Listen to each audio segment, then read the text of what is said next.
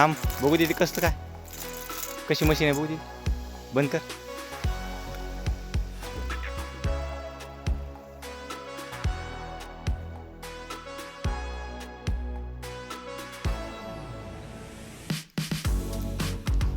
हे बघा मित्रांनो, या फवाऱ्यावर अशी जोडणी केली ह्या पंपची, पंपवर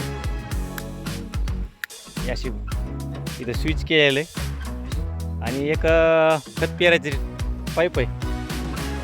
त्या पाईपामध्ये एक छोटी मोटर टाकली.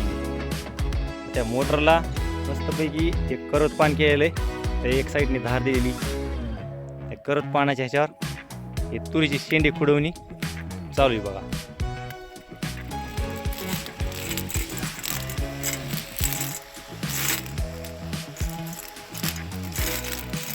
बघा एकदम मस्त असा तुरीचा रिझल्ट येतो बघा. तुरीचं उत्पादन वाढीसाठी मुद्दामून शेंडे खुडवणी केली जाते. अशा ऑनलाईन बी भेटतात अशा मशीन 1,500-2 हजाराला. पण हे आपण होममेड केलेली घरीच 500-700 रुपयामध्येच तयार झालेली. कशी वाटली नक्की कळवा.